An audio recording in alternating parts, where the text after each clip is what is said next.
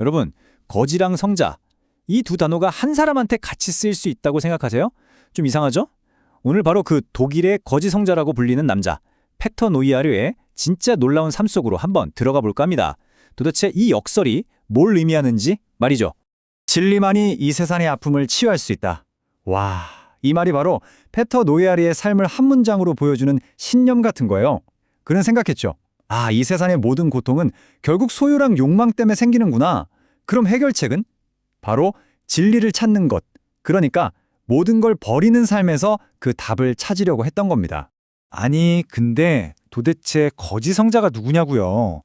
바로 이 질문이 오늘 우리가 풀어야 할 가장 큰 숙제입니다. 어떻게 한 사람한테 거지 그리고 성자, 이 완전 반대말 같은 별명이 붙을 수가 있었을까요?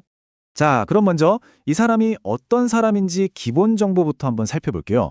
페터 노이알, 이 사람은 독일 사람이에요. 근데 되게 신기한 게 뭐냐면 정작 그의 이름이 널리 알려진 곳은 저 멀리 대한민국이라는 거죠. 대체 그의 삶이 어떻게 바다 건너 한국에까지 그렇게 깊은 영감을 줬을까요? 무려 20년이 넘는 시간 동안 그는 유럽의 중심 도시인 독일 큐일네에서 소유라는 개념 자체를 거부하며 살았어요. 이게 요즘 유행하는 미니멀리즘이랑은 차원이 아예 다릅니다. 그냥 불필요한 거 몇 개 버리는 수준이 아니라 말 그대로 거의 모든 걸 다 버리는 정말 급진적인 선택이었던 거죠. 자, 그럼 궁금해지죠. 그 급진적인 삶이라는 게 대체 구체적으로 어떤 모습일까? 그의 하루를 한번 살짝 들여다볼까요? 정말로 아무것도 없는 삶이 가능한 건지 말이에요. 와, 진짜 상상을 초월해요. 일단 집이 없어요. 쾰른 대학교 숲속 나무 아래서 잠을 자고요. 매일 새벽 4시에 일어납니다. 밥은요? 하루에 딱 한 끼. 그것도 야생초를 뜯어먹거나 버려진 유기농 음식을 주워서 해결해요.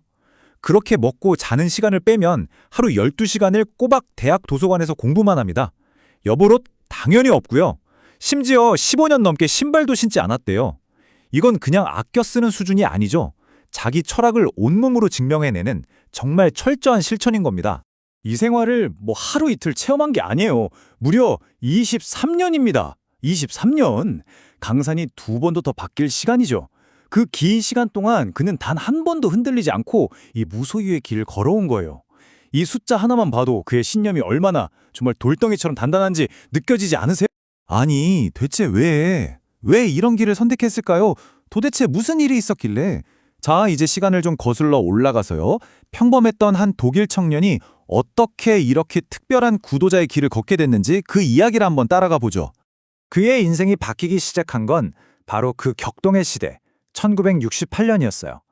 파리에서 68 혁명의 뜨거운 열기를 직접 겪으면서 기존 사회에 대한 의문을 품게 된 거죠.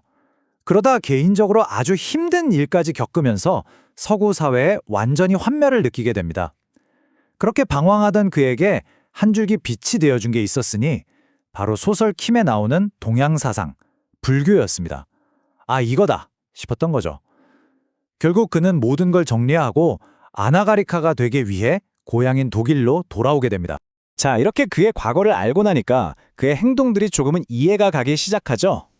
그럼 이제 그의 행동 뒤에 숨어있는 핵심 사상, 그가 말하는 단순함의 지혜라는 게 뭔지 본격적으로 파헤쳐볼 시간입니다. 그가 스스로를 부르는 이름 아나가리다.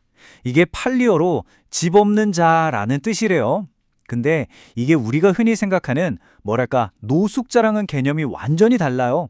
어쩔 수 없이 집을 잃은 게 아니라 오히려 영적인 자유를 얻기 위해서 일부러 의식적으로 집과 모든 소유를 포기한 수행자를 뜻하는 아주 깊은 의미가 담긴 단어죠. 그의 철학이 이 한마디에 딱 담겨 있어요. 사람들은 편하려고 집을 짓지만 그게 바로 자연과 우리를 갈라놓는 행위다. 자연과 멀어지면 결국 몸에 병이 생긴다.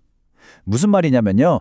집이라는 가장 기본적인 소유물조차도 결국 우리를 자연과 단절시키는 족쇄라는 거예요.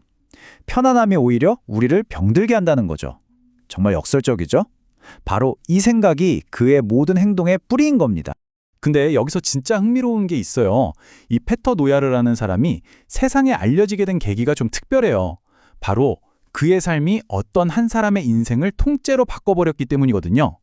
자, 지금부터 그 운명적인 만남에 대한 이야기로 한번 들어가 보시죠. 이 일화기의 또 다른 주인공, 바로 한국인 학자 전재성 박사입니다. 이분이 이제 팔리어 경전을 연구하려고 독일로 유학을 갔는데 바로 그 쾰른 대학교 도서관에서 아주 이상한 차림의 한 남자를 만나게 된 거죠. 네, 그게 바로 노이아르였습니다. 이 만남이요, 전재성 박사의 인생을 180도 바꿔놨습니다. 원래는 그냥 박사학위 따고 안정적인 학자의 길을 가려고 했거든요. 그런데 말 한마디 없이 그저 온몸으로 진리를 살아내는 노이아르를 보고 정말 머리를 한 대 맞은 것 같은 충격을 받은 거예요. 결국 그는 원래 가려던 길을 포기하고 20년이 넘는 긴 세월을 초기 불교 경전을 우리말로 번역하는 아주 외로운 작업에 전부 쏟아붓게 됩니다. 이게 뭘 의미하겠어요? 노이아르의 삶이 그냥 이상한 사람의 기행이 아니라 한 사람의 인생 경로를 통째로 바꿀 만큼 강력한 힘과 영감을 준다는 가장 확실한 증거 아니겠어요? 자, 그럼 이제 맨 처음 던졌던 질문으로 다시 돌아와 볼 시간입니다. 그는 과연 거지일까요? 아니면 성자일까요? 이 역설적인 별명 뒤에 숨겨진 진짜 의미를 파헤쳐보기 위해서 어쩔 수 없는 상황과 스스로의 선택이 어떻게 다른지 한번 짚어보겠습니다. 사실 불교에서는 이 둘을 아주 명확하게 구분해요. 거지, 그러니까 비카카는 정말 먹고 살기 위해서 생존 때문에 구걸하는 사람이고요. 반면에 수행승, 비크는 영적인 수행을 위해서 스스로 선택해서 무소유를 실천하는 사람이죠. 그러니까 겉모습이 비슷한 게 중요한 게 아니라 그 동기, 그 마음가짐이 완전히 다른 거예요. 올바른 견해를 따르느냐 아니냐, 그게 핵심인 거죠. 이런 기준으로 본다면 페터 노이아르는 당연히 후자에 훨씬 가깝다고 볼 수 있겠죠. 그런데 재밌는 건 정작 본인은 누가 자기를 성자라고 부르면 아주 손사래를 친다는 거예요. 터무니없는 소리라고 하면서요. 심지어 선불교의 유명한 말, 확연무성, 그러니까 텅 비어서 성스러운 것이라곤 본래 없다는 말을 인용하면서까지 자기를 특별하게 보는 걸 경계했죠. 이런 모습에서 오히려 그의 짙은 겸손함이 느껴지는 것 같아요. 결국 그의 이런 극단적인 삶은 우리에게 아주 근본적인 질문 하나를 던집니다.